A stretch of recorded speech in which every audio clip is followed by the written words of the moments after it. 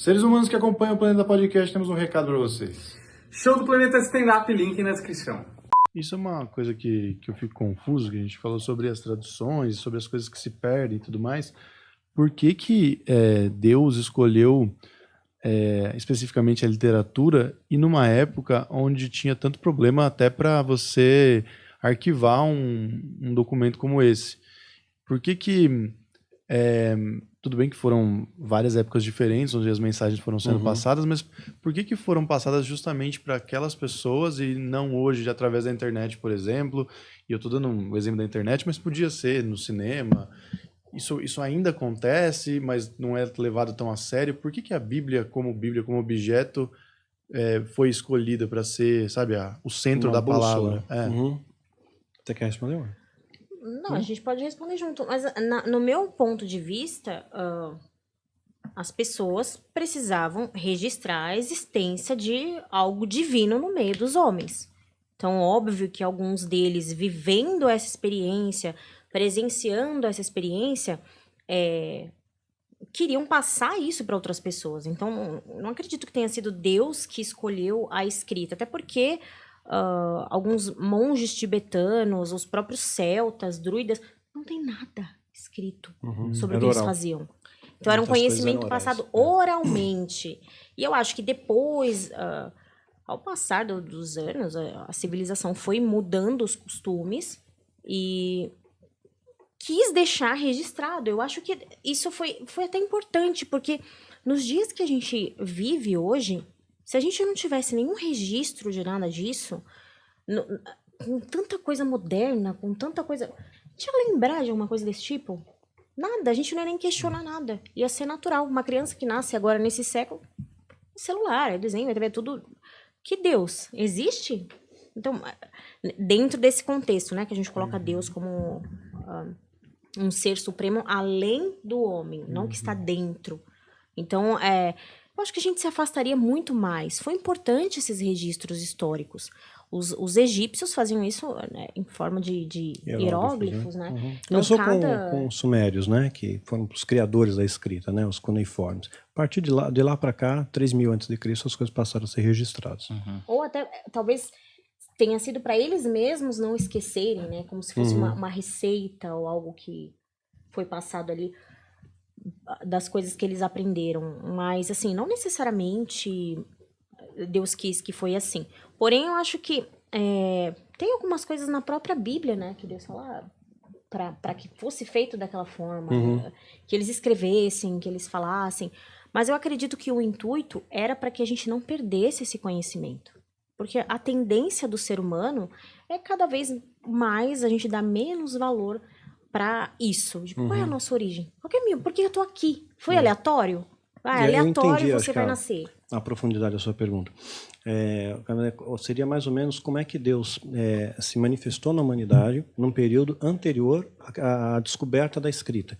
Né? Quer dizer, antes você não tinha a escrita, essa ferramenta de linguagem, né? Quer dizer, então como é que ficou registrado, né, na história da humanidade a presença de Deus nesse período que é bem anterior à escrita. Quer dizer, a gente vai encontrar isso daí, quer dizer, da onde veio, né? Como é que era passado esses fundamentos? Aí sim, eu creio que era de forma oral, né? Eram passados de um para o outro, assim, né? Então, isso é uma tradição que até alguns patamares do judaísmo também tem. Até um certo ponto você vai aprender a Cabala ou Cabalá dentro de um modelo registrado, escrito. A partir de um certo patamar, não, você não aprende mais aquilo, nada, não tem mais registro escrito, né? Vai ser um mestre treinado, uma pessoa treinada, essa pessoa vai passar ao discípulo o conteúdo. Era passado de um para o outro, oralmente. O que você, não sei se era isso, mas por que não teve um outro meio além da escrita ou de oral?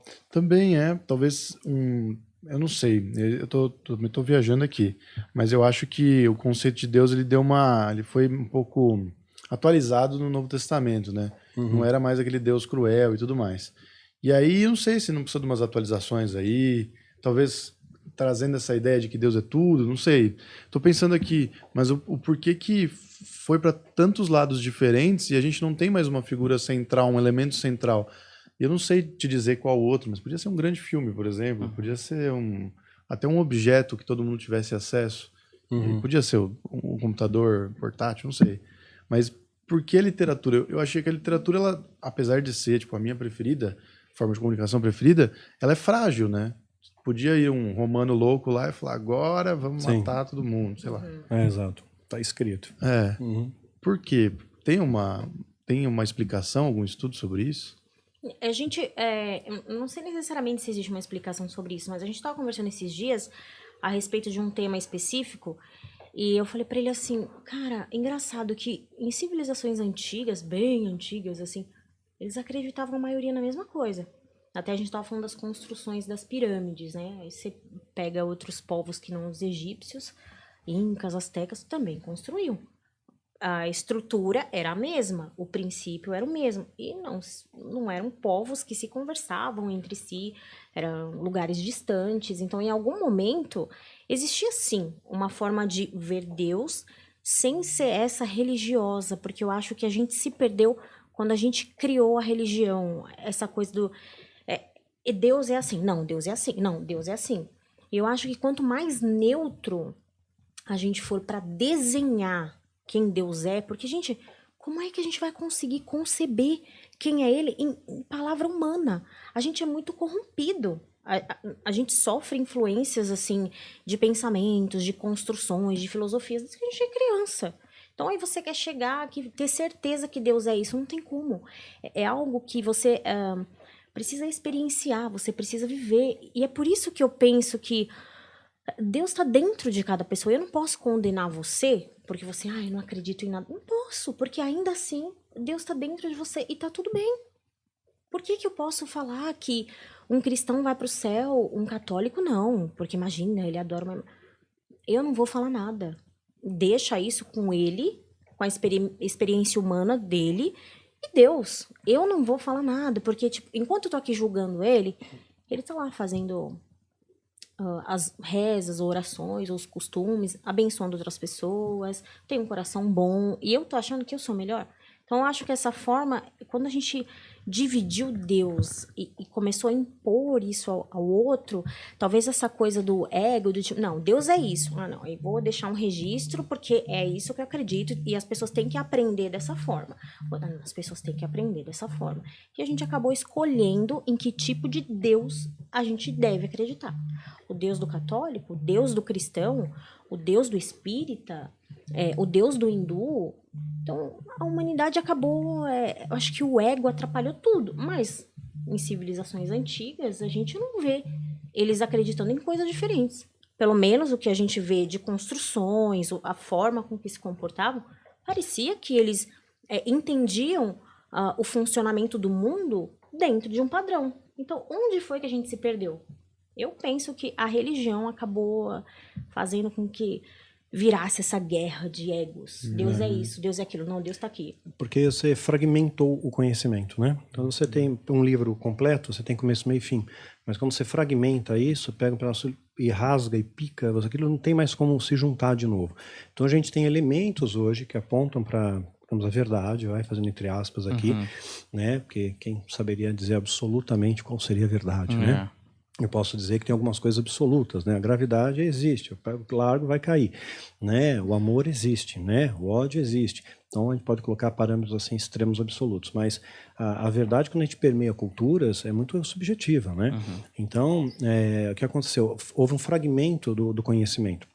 Historicamente, isso vai caminhando, Jesus veio e passou os princípios oralmente aos seus discípulos. Não tinha nada registrado naquele momento. Os evangelhos foram escritos posterior à morte de Jesus, 50, 60 anos depois da morte. O cara lembrou, eu lembrei desse detalhe aqui, vou anotar, né? Lucas, por exemplo, que escreveu o evangelho de Lucas e o livro de Atos, andou com Paulo, não viu ter Jesus, não foi testemunha, nunca caminhou, nunca encontrou Jesus na vida. Mas era um cara, assim, antenado nas coisas, né?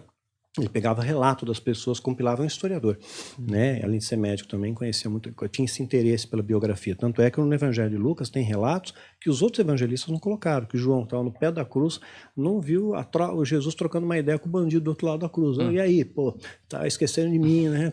Não, hoje você está comigo no paraíso, porque um entendeu, outro não entendeu, teve uma treta lá com os bandidos, né? Então, quer dizer, Lucas foi o único que deixou registro disso. João que está ao pé da cruz, visualizando, ouvindo, né, ele não registrou. Então, nem sempre o registro é feito. Aí o que acontece? Historicamente, eu vou sumariar para ser bem objetivo. Né? Jesus não veio estabelecer uma religião, né? Ele não veio estabelecer um fundamento, ele veio estabelecer um conceito. Né? Tem que estar fundamentado no amor. Né? O amor é a âncora. Né? Se alguém fala muito, a pessoa fala, meu pastor, você acha que é de Deus ou não é de Deus? Depende, ele fala mais de amor ou fala mais de dinheiro. Né? Do que ele está falando? Ele está falando coisas assim que são voláteis, né? Ou se ele fala de coisas somente materiais. Né? Você vai ser próspero, vai ser rico, vai ser curado, só afagando teu ego. A Bíblia nem dá chancela para isso, né? Porque Jesus não foi rico, não apareceu aqui rico, né? Embora fosse carpinteiro, a gente confunde com marceneiro, né? O carpinteiro, ele fazia casas naquela época, então era um construtor, uma espécie de um engenheiro, né?